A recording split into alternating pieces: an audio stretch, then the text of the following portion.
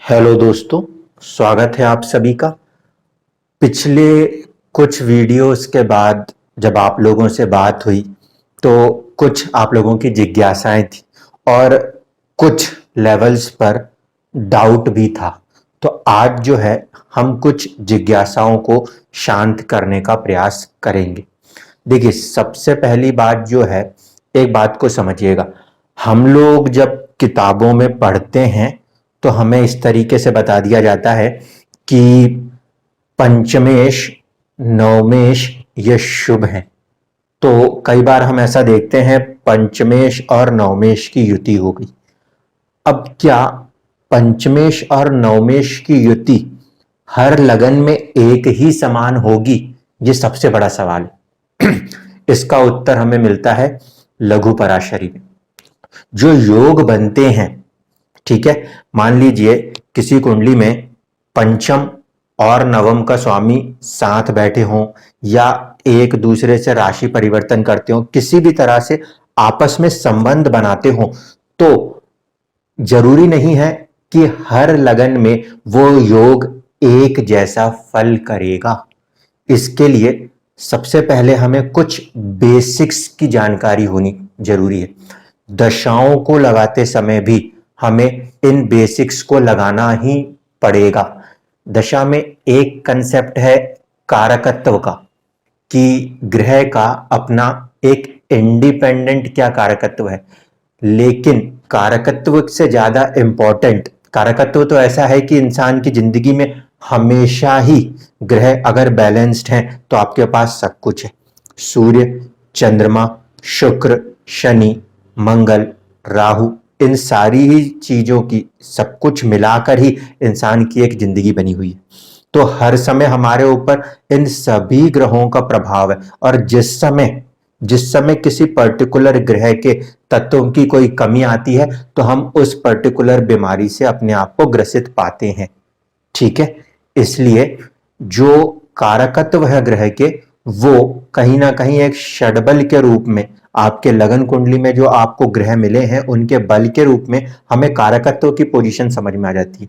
लेकिन कुंडली में ग्रह को डिफाइन किया जाता है कि ग्रह कारक है या अकारक है। अब इसमें अंतर आएगा। देखिए, कारक तत्व की जब हम बात कर रहे हैं, सिग्निफिकेशंस की बात कर रहे हैं, वो एक अलग टॉपिक होता है। जब हम बात करते हैं कि ग्रह कारक है या अकारक है, तो इसको आप इंग्लिश में पढ़ते हो कि ये फंक्शनल बेनिफिक है या फंक्शनल मैलिफिक है। ठीक है, तो जब हम फंक्शनल नेचर की बात करते हैं ना ग्रह की, वो दशा में एक इंपॉर्टेंट फैक्टर बन जाएगा कि ग्रह फंक्शनल नेचर में कैसा है। उसे कहते हैं कि वो कारक है या अकारक है। अब उसके लिए बेसिक्स को समझ लीजिए। कोई सी भी लगन की कुंडली हो, कोई सी भी लगन की कुंडली हो, 1 नंबर लिखा हो यहां पर, चाहे 12 नंबर लिखा हो, जो पहला भाव होता है, पहला भाव, क्योंकि वो केंद्र में भी आता है और त्रिकोण में भी आता है, इसलिए यह हमेशा कारक होता है। ठीक है, फर्स्ट हाउस का जो लॉर्ड होता है वो हमेशा ही कारक होता है। रीजन ये है कि पहला भाव केंद्र भी है और त्रिकोण भी है। इसीलिए ऐसा कहा जाता है, अगर फर्स्ट हाउस का लॉर्ड 6th हाउस का लॉर्ड हो जाए या फर्स्ट हाउस का लॉर्ड 8th हाउस का भी लॉर्ड हो जाए, तब भी उसके ऊपर किसी तरह का कोई दोष नहीं माना जाता, क्योंकि यह अपने आप में केंद्र भी है और त्रिकोण भी। लेकिन अंतर को समझिएगा। ग्रह की पोजीशन के हिसाब से जो रिजल्ट्स हैं वो वेरिएशंस में आ जाते हैं। ठीक है, सपोज करते हैं, एक एक करके लगन वाइज लेके चलना शुरू करते हैं। ठीक है, या पहले बेसिक्स को बता लेते हैं फिर लगन में आएंगे। तो फर्स्ट हाउस हमेशा कारक होगा। ठीक, दूसरा सेकंड हाउस और 12th हाउस, सेकंड हाउस और 12th हाउस ये हमेशा ही न्यूट्रल होंगे। इनके स्वामी जो हैं ये दूसरे ग्रहों के साथ जिस तरह की युतियों को बनाएंगे उस पर डिपेंड करेगा कि वो ग्रह कारक बनेंगे या अकारक बनेंगे। तो आपको सेकंड हाउस और 12th हाउस के लॉर्ड की हमेशा पोजीशन को समझना पड़ेगा, तभी आप उसको फिक्स कर पाओगे। थर्ड हाउस जो है, थर्ड हाउस अपने आप में एक तरीके से धीरे धीरे करके बढ़ने वाला हाउस है, ठीक है। अष्टम से अष्टम होने के कारण यह कुछ चुनौतियां देता हुआ दिखाई देता है। इस वजह से इस हाउस को आप कंसीडर कर सकते हो कि ये वाला हाउस हमारे लिए प्रॉब्लमेटिक होगा, ठीक है। तो मैं इसमें अकारक में सिर्फ आ लिख रहा हूं, ये बहुत ज्यादा स्ट्रॉन्ग अकारक नहीं बनेगा, ठीक है। इसके बाद फोर्थ हाउस, फोर्थ हाउस केंद्र है, केंद्र है तो यहां पे ये भी ना तो कारक में कंसीडर होता है ना अकारक में कंसीडर होता है। इसमें ध्यान यह देना पड़ेगा कि जिस भी ग्रह की राशि यहां पर आएगी उसकी दूसरी राशि कहां पे गई है, इस बात को ध्यान रखिएगा। लगन पूरी तरीके से कारक है और आठवां भाव पूरी तरह से अकारक माना जाता है। सेकंड हाउस और 12th हाउस जो है ये सम माने जाते हैं। इसमें जो भी इनके स्वामी बनेंगे ये दूसरे ग्रहों के साथ जैसा योग बनाएंगे उस पर चीजें निर्भर करेंगी। इनको छोड़ दिया जाए तो जितने भी केंद्र हैं, जितने भी केंद्र हैं वो एक तरह से न्यूट्रल हैं, क्योंकि उन केंद्र में आने वाले जो भी ग्रह स्वामी हैं उनकी दूसरी राशियों पे निर्भर करता है कि केंद्र में जो चीज बनेगी वो शुभ बनेगी या अशुभ बनेगी। जो हमेशा पॉजिटिव कंसीडर होंगे वो रहते हैं आपके ये वाले हाउस। इससे हम लिख सकते हैं कि ये अति कारक हाउस माने जा सकते हैं, अति कारक। मोस्ट बेनिफिक जो है वो इसको मान सकते हो आप। इसी तरीके से ये जो भाव है ये भी अति कारक में से एक आता है, ठीक है। इसीलिए हमेशा आप लोगों ने सुना होगा कि लोगों ने जब कभी भी स्टोन्स को देने की बात करी तो वो कहते हैं आप फर्स्ट हाउस का, फिफ्थ हाउस का और 9th हाउस के स्वामियों के रत्नों को धारण कर सकते हो। तो पहला तो कारक है, इसको भी अति कारक कह सकते हैं। यह भी अति कारक में ही आता है, यह भी अति कारक में आता है। तो इन भावों के जो स्वामी बनेंगे इसको हम कहते हैं हमेशा functional benefic planets, functional benefic planets. यहां पे ये नहीं सोचना पड़ता कि इन भाव में जो ग्रह की राशि पड़ेगी उस ग्रह की दूसरी राशि कहां पर है, वो कहीं पर भी पड़ती हो उसके बावजूद भी उसे हम सबसे ज्यादा शुभ, अति कारक, सबसे ज्यादा शुभ कारक ग्रह मानते हैं। इसी के बाद अगर बात करें तो ये जो है ये सारे के सारे हैं केंद्र, ठीक। केंद्र में सबसे ज्यादा बलवान, शब्द को ध्यान से समझिएगा, यहां पे अब मैं पॉजिटिव और नेगेटिव की बात नहीं कर रहा, केंद्र को मैंने पूरी तरीके से न्यूट्रल माना है। अब मैं स्ट्रेंथ की बात कर रहा हूं। स्ट्रेंथ में 10th हाउस जो होता है ये सबसे ज्यादा, ये फर्स्ट रैंक का स्ट्रॉन्गेस्ट हाउस होता है केंद्र में, ठीक है। इसी तरीके से त्रिकोण में अगर बात करेंगे, त्रिकोण मतलब फर्स्ट, फिफ्थ एंड 9th में, तो 9th हाउस जो होता है ये फर्स्ट रैंक पे आता है स्ट्रेंथ के अंदर। इस बात को ध्यान रखिएगा, ठीक है। अलग अलग लग्नों में जब इनके स्वामी चेंज होते चलेंगे वैसे वैसे पोजीशंस में आपको जो योग बनेंगे उनकी सारी कैलकुलेशंस बदलती चली जाएंगी। ये बहुत इंपॉर्टेंट चीज है, क्योंकि ग्रह किस लेवल का, कितना पॉजिटिव है कितना नेगेटिव है, ये इंडिविजुअल लगन्स के ऊपर डिपेंड करता है। हर लगन के लिए सूर्य एक सा नहीं है, हर लगन के लिए चंद्रमा एक सा नहीं है, हर लगन के लिए गुरु एक सा नहीं होता, ठीक है। अब कोशिश करता हूं लगन बाय लगन आपको चीजों को समझाने का प्रयास करता हूं। मान लीजिए कि शुरुआत हम करते हैं मेष लगन से। मेष लगन में अगर हम आ जाएं तो पहले वाले जो भाव है इसमें स्वामित्व तो आएगा। 1 नंबर राशि के कारण यहां पे स्वामित्व तो मैं सीधे लिख रहा हूं, राशि लिखने की जगह यहां पे हम लिख रहे हैं मंगल को। इसका स्वामी होता है मंगल, साथ ही साथ इसका भी स्वामी होता है मंगल। चलो यहां पे लिख लेते हैं 1 नंबर, यहां लिख देते हैं 8 नंबर, ठीक है। इसमें सेकंड नंबर यहां पे स्वामी होता है आपका शुक्र, जहां पे 7 नंबर इसका भी स्वामी होता है आपका शुक्र। 3 नंबर की राशि यहां पे स्वामी हो जाता है बुध, ठीक है। इसी में 6 नंबर की राशि और स्वामी हो जाता है फिर से बुध। अब देखिए 4 नंबर की राशि आएगी, स्वामी होगा चंद्रमा। 5 नंबर की राशि स्वामी होगा सूर्य। यहां पे आपके 10 नंबर 9 नंबर, तो 9 नंबर के लिए स्वामी हो गए गुरु। शनि जो है वो स्वामी हो जाएंगे आपके 10 नंबर के। 11 नंबर के स्वामी जो है वो हो गए शनि, और 12 नंबर के स्वामी हो गए आपके गुरु। अब इस लगन में अगर देखा जाए तो पहली कंडीशन, मंगल फर्स्ट हाउस का भी लॉर्ड है और 8th हाउस का भी। ये कारक भी है क्योंकि ये केंद्र भी है, त्रिकोण भी है, और ये अकारक है। लेकिन क्योंकि स्वामी एग्जैक्टली सेम आ रहा है तो इसको हम लगन के आधार पे ज्यादा पॉजिटिव मानते हैं।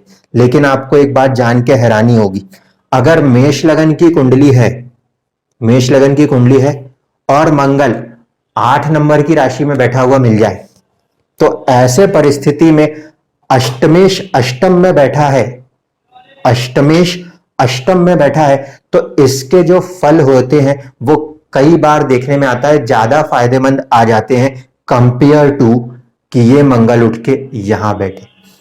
अगर 1 नंबर से लगन बन रहा है और मंगल अष्टम में बैठा है तो यहां पे जब हम देखेंगे लघु पराशरी, तो मंगल को यहां ज्यादा स्ट्रांग माना है कंपेयर यहां के, ठीक है। जबकि ये मंगल की मूल त्रिकोण राशि है, वो सारी चीजें पॉजिटिव हैं, लेकिन अष्टमेश जब अष्टम में बैठता है, अष्टमेश जब अष्टम में बैठता है तो वो ज्यादा शुभ फलकारी हो जाता है। ये कॉमन लॉजिक है जो सभी लग्नों पे लगता है। इसकी वजह से मंगल अगर कंपेयर करें first house versus 8th house, तो 8th हाउस में बैठा हुआ मंगल ज्यादा शुभ फल देने में सक्षम है। अकारक ग्रह अकारक भाव में नेगेटिव नेगेटिव के साथ मिलकर ज्यादा पॉजिटिव हो जाता है। यहां पे अकारक ग्रह यानी एक नेगेटिविटी लिया हुआ अपने से ज्यादा पॉजिटिव के साथ मिलता है तो उसकी पॉजिटिविटी को कम करता है। इसलिए जब सम टोटल में देखते हैं तो मेष लगन में मंगल अष्टम में कंपैरेटिवली ज्यादा बेनिफिट है कंपेयर टू लगन के, ठीक। अब देखिए 2nd हाउस का स्वामी है शुक्र। अब ये शुक्र जो है 7th हाउस का भी लॉर्ड है। 7th हाउस जो है वो मार्केश है तो केंद्र, लेकिन क्या हुआ यहां पे हमने न्यूट्रल रखा। अब ये हाउस मार्केश है, ये हाउस भी मार्केश है। इस कारण से मेष लगन की कुंडली में शुक्र को सबसे ज्यादा प्रबल मार्केश कह दिया जाता है, सबसे ज्यादा प्रबल मार्केश। अब मार्केश कहने पर भी उसमें शुभ और अशुभ के तत्व नहीं आए। देखिए 2nd हाउस का लॉर्ड न्यूट्रल है, 7th हाउस केंद्र है, केंद्र होने के कारण कुछ हद तक शुभ है, ठीक है। लेकिन शुक्र के पास जो कंडीशन है कि 5वें 9वें का संबंध आ जाए या लगन से इसका संबंध आ जाए, ये पूरा नहीं होता। इस कारण से मेष लगन की कुंडली में शुक्र जो है उसको हम न्यूट्रल प्लेनेट के तौर पे कंसीडर करते हैं। अगर इस शुक्र का संबंध किसी तरह से त्रिकोण से बन जाता हो, या तो गुरु से बन जाए या फिर सूर्य से बन जाए, तो ये कुछ फायदेमंद होगा। या फिर इस शुक्र का संबंध मंगल से बन जाए तो भी ये कुछ फायदेमंद होगा। लेकिन शुक्र और मंगल का संबंध बनेगा तो अष्टम का फैक्टर आने के कारण थोड़ी परेशानी। अगर शुक्र और गुरु का फैक्टर बनेगा तो गुरु 12th है, 12th वैसे न्यूट्रल है, तो इसके कंपेयर में यानी शुक्र मंगल की युति के कंपेयर में शुक्र गुरु की युति अगर होती है तो वह थोड़ी सी बेहतर है। लेकिन अगर मेष लगन की कुंडली में सूर्य और शुक्र की कंडीशन कॉम्बिनेशन बनती हो तो इसको आप थोड़ा पॉजिटिव वे में देख सकते हो। क्यों? क्योंकि सूर्य सिर्फ और सिर्फ त्रिकोण का स्वामी है, इसका मतलब है शुभ है।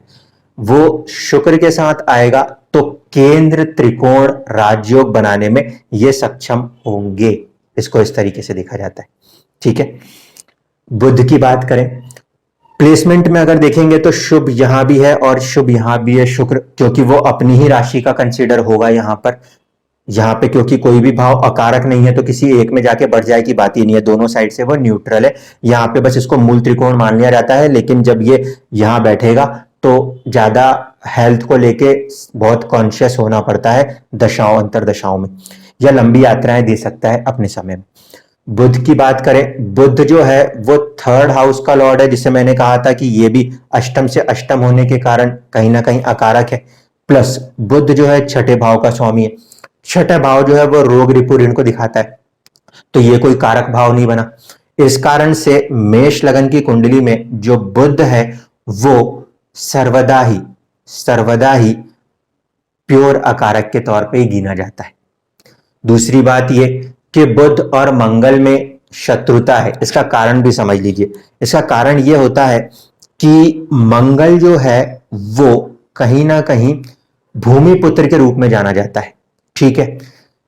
चंद्रमा अगर मदर है तो मंगल जो है वो उनसे एक तरीके से संतान के रूप में देखा जाएगा। लेकिन बुध जो है, बुध का जो तत्व है वो जमीन का तत्व है। अब भूमि तत्व में एक तरफ मंगल और एक तरफ तत्व के आधार पर देखा जाए तो बुध भूमि तत्व, ऐसे स्थिति में इन दोनों के बीच में हमेशा एक परस्पर शत्रुता निभती है। इस कारण से बुध जो है वो लगन फर्स्ट हाउस के लॉर्ड का जो संबंध देखें वो शत्रु मत हो जाने के कारण इस पूरे के पूरे लगन में बुध सबसे ज्यादा नेगेटिव प्लैनेट्स में से एक माना जाता है। यानी कि मेष लगन की कुंडली है और अगर गलती से राशि भी चंद्र राशि मेष हो गई तो ऐसे स्थिति में बुध की दशाएं जो हैं वो कहीं ना कहीं परेशानियों के साथ ही जाएंगी, चाहे बुध शुभ ग्रह ही क्यों ना हो, इसको समझिएगा। इसके बाद सूर्य जो है, सूर्य की दशा यहाँ पे पॉजिटिव कही जा सकती है क्योंकि वो सिर्फ पंचम के स्वामी बनते हैं। शुक्र की बात हो गई, मंगल की बात हो गई, अब बात करते हैं गुरु की। गुरु के साथ समझिए, गुरु जो है एक अति शुभ भाव के स्वामी है और एक न्यूट्रल हाउस के स्वामी है। अब न्यूट्रल हाउस का स्वामी सेकंड जिससे कनेक्ट हो उसके हिसाब से रिजल्ट करेगा। तो गुरु क्योंकि अति शुभ भाव से कनेक्ट है, इस कारण से मेष लगन में गुरु को भी 12वें भाव का स्वामित्व होने के बाद भी पॉजिटिव ही माना जाता है। और ये कैसा था? फर्स्ट मोस्ट बेस्ट त्रिकोण, इस कारण से सबसे ज्यादा प्रबल त्रिकोण का स्वामित्व होने के कारण गुरु को काफी ज्यादा अच्छा माना जाता है, आपके इवन मंगल के भी कंपेयर में। मंगल केंद्र त्रिकोण दोनों का स्वामी है, शुभ है, लेकिन फर्स्ट रैंक त्रिकोण इसके पास है, फर्स्ट रैंक का केंद्र यहां पर होता है। इस वजह से गुरु जो है उसको काफी ज्यादा पॉजिटिव माना जाता है। अब इसकी बात करें शनि, शनि के साथ प्रॉब्लम क्या है इसको समझिए। किसी भी लगन कुंडली में जो आपका 11th हाउस है ना, वो 11th हाउस सबसे ज्यादा डैमेजिंग हाउस बन जाया करता है। इस लॉजिक को ध्यान में रखते हुए यह बात कही जाती है कि जब कोई सा भी ग्रह 11th हाउस के स्वामित्व को हासिल करेगा तो वो कहीं ना कहीं चीजों को खराब करने की क्षमता दिखा देगा, ठीक है। 8वां जो है वो तो अकारक है ही है, लेकिन अगर त्रिषणाय की बात करें, त्रिषणाय में 6 8 12 में जब हम बात करते हैं तो 8 ज्यादा क्रूशियल हो जाता है। इसी तरीके से होता है फणकर भाव, तो फणकर में जब बात करते हैं ऐसे में 3 7 10 3 6 10 और 11 की बात करें तो ऐसे में जो 11th हाउस है वो नेगेटिव रिजल्ट देने में बलवान हो जाता है, ऐसे स्थिति में शनि सबसे स्ट्रॉन्ग केंद्र का स्वामी है, लेकिन वो 11th हाउस का भी लॉर्ड है। इसकी वजह से यहां पे शनि की जो शुभता है उसमें कमी आ जाती है। इस बात को समझिएगा कि शनि जो है, देखिए एक तो ये किस तरह का नेचुरली ये कैसा ग्रह है, क्रूर है। जब क्रूर ग्रह केंद्र का स्वामित्व बनेगा तो पहली बात है अपनी क्रूरता छोड़ देगा, न्यूट्रल हो जाएगा। लेकिन जो उसके पास दूसरी राशि आ रही है वो कहीं ना कहीं फिर भी परेशानियों को देने वाली राशि मानी जाती है। इस कारण से शनि अपने आप को अति शुभ नहीं बना पाते और यहां पे हम इसको तटस्थ के रूप में देखते हैं कि ये अपने आप को बिल्कुल न्यूट्रल सा कर लेंगे, जहां मौका मिला वहां कुछ ना कुछ नुकसान धर देंगे, ठीक है। जबकि गुरु जो है, इवन दो कि वो 12th लॉर्ड है, लेकिन वो सबसे ज्यादा पॉजिटिव केंद्र का स्वामी होने के कारण पॉजिटिव बना रहता है। चंद्रमा की बात करें, चंद्रमा केंद्र का स्वामी तो बन गया, शुभ ग्रह होकर केंद्र का स्वामित्व आ जाए तो इसमें क्या है, चुनौतियां आती हैं। इसीलिए यहां पर चंद्रमा केंद्र का, सिर्फ और सिर्फ केंद्र का स्वामी है, उसके पास कोई दूसरी राशि ही नहीं है। इस कारण से मेष लगन की कुंडली में चंद्रमा जो है, या तो उसे हम नेगेटिव कंसीडर कर लेते हैं या फिर न्यूट्रल कंसीडर करते हैं, नेगेटिव या फिर न्यूट्रल। अब ये पॉजिटिव कब होता है, मेष लगन के अंदर अगर चंद्रमा सूर्य से संबंध कर ले तो इसके पास एक ही राशि है, न्यूट्रल सा है, वो सबसे पॉजिटिव वाले में कॉम्बिनेशन है सूर्य के पास, इनके साथ जुड़ जाएगा तो अच्छा। चंद्रमा यदि गुरु के साथ जुड़ जाए, जो सबसे पॉजिटिव कंडीशन में बन सकता है, तो भी अच्छा माना जाएगा। चंद्रमा मंगल के साथ जुड़ जाए तो, क्योंकि 8th की प्रायोरिटी उसके साथ जुड़ जाएगी, थोड़ा सा परेशान हो जाएगा। इसका मतलब है जब हम योगों की बात करेंगे, कंपेयर कीजिए कि चंद्रमा और सूर्य का योग हो रहा है तो ये ज्यादा पॉजिटिव है, या चंद्रमा और गुरु का योग अगर इस लगन कुंडली में देखने को मिले तो ज्यादा पॉजिटिव है। चंद्रमा और गुरु का योग ज्यादा पॉजिटिव होगा एज कंपेयर टू चंद्रमा और सूर्य का योग। कारण क्या, यहां पे ये भाव शुभ है, लेकिन इसके तुलना में ये थोड़ा सा कम शुभ है, ये सबसे ज्यादा शुभ है। और ये न्यूट्रल हो रहा है, ये न्यूट्रल अगर सबसे ज्यादा पॉजिटिव के साथ मैच करेगा तो ज्यादा ही चीजों को बढ़ाएगा। इस वजह से अगर आपको कुंडली के अंदर योग दिखाई देते हो तो उन योग की अपनी अपनी एक इंडिविजुअल स्ट्रेंथ बन जाया करती है, ठीक है। आज एक और लगन को ले लेते हैं फटाफट से, इसके बाद बाकी के लग्नों को भी अपन धीरे धीरे करके आगे कंप्लीट करते चलेंगे। मान लीजिए कि यही चीज हम वृषभ लगन के लिए लगाएं, तो वृषभ लगन में क्या स्थिति बनती है, वृषभ लगन में क्या कारण है कि हम शनि को सबसे ज्यादा शुभ मानते हैं, और क्या कारण है कि गुरु को हम सबसे ज्यादा खराब मानते हैं।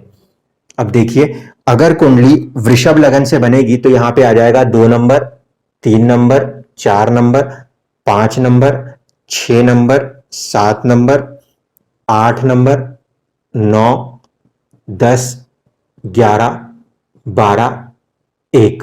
अब स्वामी देखिए, ये न्यूट्रल हाउस, इसके स्वामी हो गए मंगल, इसके भी स्वामी हो गए मंगल, इसमें ये न्यूट्रल हाउस स्वामी हो गए बुध, पंचम के स्वामी भी हो गए बुध, इसके बाद इसके स्वामी हो गए शुक्र, इसके भी स्वामी हो गए शुक्र, यहां पे आपका आ जाएगा चंद्रमा, इसका स्वामी हो जाएंगे सूर्य, इसके बाद ये हो गए गुरु, ये हो गए शनि, ये हो गए शनि, यहां पे फिर स्वामित्व आया गुरु का। अब इस चीज को देख लीजिए, इस कुंडली में सबसे पहले फर्स्ट को देखें। फर्स्ट वाला जो है वो क्योंकि केंद्र और त्रिकोण है, इस कारण से शुक्र जो है वो शुभ है, शुक्र जो है वो शुभ है। जबकि उसकी दूसरी राशि जो कि मूल त्रिकोण राशि है वो 6ठे भाव में आती है। अब मूल त्रिकोण राशि 6ठे भाव में आती है और शुक्र यहां के भी स्वामित्व ले लेते हैं। ये क्या हुआ, ये अकारक भाव में से एक भाव मान सकते हैं, क्योंकि रोग रिपु ऋण देने का सक्षम भाव है, और दूसरा ये शुभ है। इस कारण से यहां पर जब वृषभ लगन की बात होती है तो लोग कहते हैं कि शुक्र इवन दो 6th हाउस का लॉर्ड है, लेकिन फिर भी वो अशुभ नहीं है, अशुभ नहीं। फिर वो दूसरे शब्द का इस्तेमाल करते, उसको समझिएगा। दूसरा शब्द ये इस्तेमाल होता है कि वृषभ लगन की कुंडली में शुक्र जो है वो शुभ भी नहीं है। पहली बात तो ये कि ना तो ये अकारक है और ना ही ये कारक है। कारण क्या हुआ, कारण ये है कि जो शुक्र है उसकी जो राशि आ रही है ना यहां पर, वो उसकी मूल त्रिकोण राशि नहीं है, ठीक। मूल त्रिकोण राशि 6ठे भाव में आ रही है। इस वजह से शुक्र को वृषभ लगन की कुंडली में लग्नेश होने के बाद भी आप यहां पे ये कह सकते हो कि इन लोगों को आप ओपल और हीरा पहना सकते हो, नीलम पहना सकते हो, पन्ना पहना सकते हो, छठे का स्वामी होने के बाद भी। लेकिन क्योंकि यहाँ पे जो ये राशि है ये उसकी पॉजिटिव राशि नहीं है, इसलिए यहाँ पे ये ऑलमोस्ट ऐसा बिहेव कर देता है जैसे कि वो न्यूट्रल है, वो कुछ है ही नहीं, उसके साथ ये चुनौती खड़ी होती है। अब ऐसे में अगर मान लीजिए ये जो शुक्र है ये किसी गलत भाव में जाके बैठ जाए तो, और वहां पे आपने रत्न धारण कर लिया, तो शरीर को हानि कष्ट जरूर लग जाता है।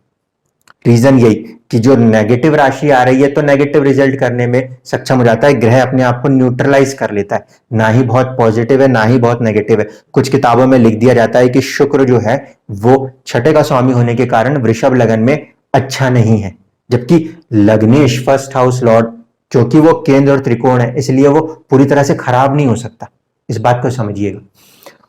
अब यही शुक्र यहां ना बैठे, यहां बैठ जाए तो आपको मिलेगा कि लगन का स्वामी होने के बाद भी शुक्र यदि छठे भाव में बैठा है तो ये सबसे ज्यादा किस चीज को बढ़ाएगा, वो शब्द लिखेंगे वेल्थ को बढ़ाएगा।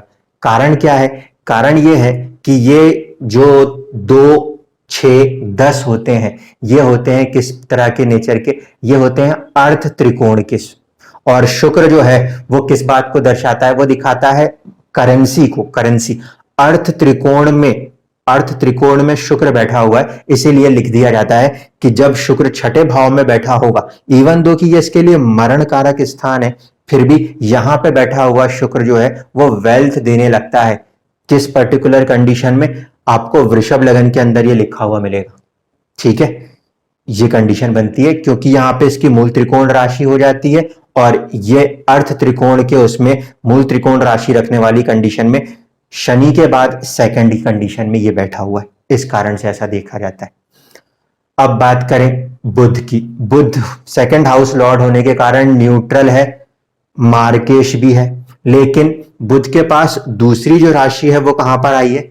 एक त्रिकोण में आई है। त्रिकोण में आने के कारण शुभ है। शुभ प्लस न्यूट्रल इज ऑलवेज शुभ। इस कारण से बुध जो है वो वृषभ लगन की कुंडली में शुभ माना जाता है, ठीक है। अब देखिए चंद्रमा। चंद्रमा के पास एक ही घर है, तीसरा भाव। तीसरा भाव कोई बहुत अच्छा भी नहीं, कोई बहुत बुरा भी नहीं, ये पराक्रम का भाव है। अष्टम से अष्टम होने के कारण कहीं पे न कहीं वो आयु को दर्शाता है, लेकिन फणकर भाव में एक बात होती है क्या, कि जब कभी भी ये भाव है 3, 6, 10 और 11, ये भाव जैसे जैसे उम्र बढ़ती है वैसे वैसे इनके ग्रह के स्वामी या इनमें बैठे हुए ग्रह आपको अच्छे रिजल्ट देने लगते हैं। इस पॉइंट से देखा जाए तो वो शुभ है, तब वो शुभ है। अन्यथा अष्टमेश से अष्टमेश के तौर पे देखा जाए तो चंद्रमा जो है वो भी कोई बहुत शुभ स्थिति में नहीं है।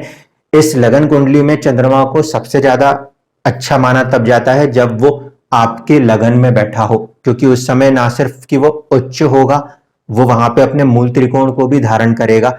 और ऐसे में जो छठा है बेसिकली क्या हो रहा है, बहुत ज्यादा कोई कारक नहीं हो रहा, लेकिन साहस पराक्रम का स्वामी जब स्ट्रांग हो जाएगा तो ऐसे स्थिति में इंसान को काफी ज्यादा पराक्रमी बना देगा। यह प्लस पॉइंट है, बस और कुछ नहीं। सूर्य की बात करें, सूर्य केंद्र का स्वामी तो है, क्रूर ग्रह होके केंद्र का स्वामी है, इसलिए अशुभता, ध्यान से समझिएगा, क्रूरता खो देगा, लेकिन ये किसी दूसरी, इसके पास कोई राशि नहीं है, इसीलिए कहीं और का स्वामी बन ही नहीं सकता। इसके वजह से सूर्य के यहां पे जो रिजल्ट्स बनेंगे वृषभ लगन के अंदर, ये न्यूट्रल हो जाएंगे। अब आपको वृषभ लगन की कुंडली में सूर्य उच्च का भी दिखता हो तो वो वैसे रिजल्ट नहीं कर सकता जैसा कि सूर्य मेष लगन की कुंडली में कर सकता था। क्यों? क्योंकि मेष लगन में वो 5th हाउस का लॉर्ड होने के कारण पूरी तरह से शुभ था, और पूरी तरह से शुभ ग्रह और उच्च हो जाए तो उसकी जो क्वालिटी है बहुत बढ़ जाती है। यहां पे सूर्य जो है वो शुभ तो है, लेकिन उस तरीके से शुभ नहीं है क्योंकि उसके पास किसी तरीके का कोई भी त्रिकोण नहीं आया। इस कारण से सूर्य यदि उच्च हो भी जाता है तो भी हमें जिंदगी में कुछ चुनौतियां देखने को जरूर मिलती हैं। कंपैरेटिवली अगर हम दूसरे लगन से कंपेयर करें तो थोड़ा सा परेशानियां महसूस होती हैं, इसको समझिए। इसी तरीके से बुध की चर्चा हमने कर ली। अब हम योगों पे भी अभी आएंगे, पहले हम हाउसेस से समझ रहे हैं। शुक्र की बात हो गई, शुक्र छठे में हो तो अच्छा। अब बात करें मंगल की, सप्तम अपने आप में कैसा मानेंगे, मार्केश है और न्यूट्रल हो जाएगा। दूसरी बात कि ये जो ग्रह है, ये ग्रह किस नेचर का है, क्रूर नेचर का ग्रह है, पापी नेचर का ग्रह है, इसीलिए ये अपनी क्रूरता और पापी नेचर को छोड़ देगा, क्योंकि ये केंद्र का स्वामी बना है, न्यूट्रल हो जाना है इसको। लेकिन इसके पास दूसरा जो पॉइंट है वहां पे भी वो न्यूट्रल ही है, 2 और 12 यह हमेशा न्यूट्रल होते हैं। इस कारण से मंगल जो है वो न्यूट्रल काउंट होता है, लेकिन लेकिन लेकिन उसको आपकी जिंदगी खत्म करने का एक अधिकार दिया गया है, मार्केश 7th हाउस लॉर्ड दिया गया है और क्रूर है कंपेयर टू बुध। इस कारण से वो किसी भी तरह के योग फॉर्मेशन में आएगा तो उसकी दशाओं में कुछ दशा जब फायदे दे रही होगी तो कुछ दशा आपके जिंदगी में हेल्थ या आपके आयु को कष्ट दे सकती है। इसीलिए वृषभ लगन की कुंडली में मंगल की दशा जो है वो कहीं ना कहीं मिश्रित फल करने वाली ही बनेगी। अगर वो पॉजिटिव योग में जाके पॉजिटिव हो भी गया तो भी अपनी दशाओं में कुछ ना कुछ चुनौतियां परेशानियां जरूर देगा, इससे इनकार नहीं कर सकते, क्योंकि वो मारक स्थान का स्वामी जरूर बना हुआ है। ये होती है कंडीशन। इसके बाद बात होती है, अष्टम के स्वामी है गुरु, अकारक हो गए, 11th हाउस के भी लॉर्ड हुए। मैंने बताया ही था कि अभी जो 11th है उसको भी शुभ नहीं लेते। इस कारण से बात की जाती है कि जब कभी भी वृषभ लगन होता है तो सबसे शुभ ग्रह गुरु, सबसे शुभ ग्रह गुरु जो है उसको सबसे ज्यादा अकारक ग्रह माना जाता है। अकारक मोस्ट मैलेफिक प्लैनेट माना जाता है। लेकिन जब उत्तरा काला अमृत को आप पढ़ोगे, अभी लघु पराशरी से हटके अगर उत्तरा काला अमृत को पढ़ा आपने तो वहां पे एक बात लिखी जाएगी, गुरु अष्टम का स्वामी हो भी जाए तो भी, गुरु अष्टम का स्वामी हो भी जाए तो भी वो नेचुरल बेनिफिक होने के कारण अपने आप को न्यूट्रलाइज कर लेगा। इसीलिए गुरु जो है अपने आप को न्यूट्रलाइज कर लेते हैं इस लगन के अंदर आके। हाँ, लेकिन अगर गुरु अष्टम के अष्टम में बैठे हो तो ये बहुत अच्छी कंडीशन मानी जाएगी। ठीक, इसकी जगह गुरु कहीं और दूसरी जगह बैठेंगे तो थोड़ी बहुत चुनौतियां लगा देंगे। हम लोग उसको इस तरीके से समझते हैं कि देखो अष्टम के साथ साथ ये आमदनी लाभ का स्वामी है, इसीलिए गुरु अच्छा है। यहां की लॉर्डशिप के कारण वो खराब हो जाता है। काला अमृत का यह मानना है कि अष्टम का स्वामी गुरु जैसा ग्रह बन भी जाए तो भी वो ग्रह कहीं ना कहीं अपनी शुभता को कभी नहीं छोड़ता। क्योंकि हमने जब D30 में बात करी थी तो हमने देखा था सूर्य, चंद्रमा और इसके बाद गुरु, गुरु कोई षड्रिपु नहीं लगाता। इस वजह से अष्टम का स्वामी का एक अलग फैक्टर मैं बाद में कभी आपको बताऊंगा। लेकिन गुरु जैसा ग्रह, सूर्य जैसा ग्रह और चंद्रमा जैसा ग्रह अगर अष्टम का स्वामी भी बन जाए तो क्योंकि उसके पास किसी तरह की षड्रिपु नहीं है, इस कारण से उसको कहा जाता है कि अष्टमेश होने का दोष नहीं लगता। वो परेशान जरूर कर सकते हैं, ध्यान रखिएगा, मृत्यु नहीं देंगे, परेशान जरूर कर सकते हैं। गुरु क्योंकि 11th हाउस का लॉर्ड है जो कि अच्छे भाव में नहीं आता, इसलिए गुरु को यहां पे सबसे ज्यादा अकारक मान लिया जाता है। अब बात करिए शनि की। देखिए सबसे पॉजिटिव त्रिकोण कौन सा, 9th हाउस, और सबसे पॉजिटिव केंद्र कौन सा, 10th हाउस। दोनों का ही स्वामित्व किसके पास है, शनि के पास है। इस कारण से वृषभ लगन की कुंडली में हमेशा आपको कहा जाता है कि शनि जो है वो योग कारक ग्रह है, सबसे ज्यादा पॉजिटिव प्लैनेट है। इतना ज्यादा पॉजिटिव माना जाता है कि ये अकेला कहीं भी बैठा हो तो भी वो अपने आप को स्टैंड कर लेता है। जबकि कुछ लोगों का यानी कुछ किताबों में ऐसा मत है कि शनि योग कारक तो है लेकिन वो नेचुरल मैलेफिक है, नेचुरली उसका काम है परेशान करना। इस कारण से ये जब तक या तो बुध या तो सूर्य के साथ युति ना बनाए तब तक वो योग कारक ग्रह भी बहुत शुभ फल लेने की स्थिति में नहीं आता।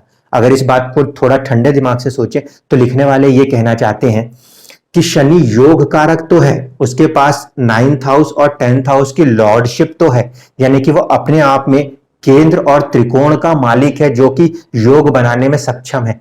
लेकिन अकेला ग्रह जब भी बैठेगा तो वो उसके समझ में कुछ नहीं आएगा। आपको अकेला कहीं बंद कर दूं तो फिर आप हौच पौच हो जाओगे। इस कारण से योग कारक ग्रह को कोई ना कोई ऐसे ग्रह का साथ दे दीजिए जो कि उसको कुछ ना कुछ मोटिवेट कर सके, आगे पीछे उसके कुछ ना कुछ एक चीज बनाए रखे, तो फिर वो योग कारक पॉजिटिव होता है। अब इसमें बुध जो है ये पॉजिटिव है, सूर्य जो है न्यूट्रल है। इसीलिए वृषभ लगन की कुंडली में जब कभी भी शनि और बुध की युति होगी, 9th और 5th की युति वृषभ लगन में अगर होगी तो ये बहुत ही ज्यादा स्ट्रॉन्ग पॉजिटिव कॉम्बिनेशन होगा। इतना स्ट्रॉन्ग पॉजिटिव कॉम्बिनेशन इवन की मेष लगन की कुंडली में अगर सूर्य और गुरु आपस में मिल जाएं तो भी नहीं बन सकता, जितना कि वृषभ लगन में शनि और बुध के आपस में जुड़ने से किसी भी तरह के संबंध बनाने पे बनेगा। कारण क्या? शनि के पास दोनों ही पॉजिटिव है और बुध के पास ये न्यूट्रल था और एक पॉजिटिव है। पॉजिटिव प्लस न्यूट्रल में पॉजिटिव ही है, पॉजिटिव प्लस पॉजिटिव में पॉजिटिव ही है, इसलिए इक्वेशन में ये पूरी तरह से पॉजिटिव है। जबकि मेष लगन की कुंडली में सूर्य पॉजिटिव था, गुरु पॉजिटिव था और एक कंडीशन पे न्यूट्रल हो गया था। पॉजिटिव था और एक कंडीशन पे न्यूट्रल हो गया था।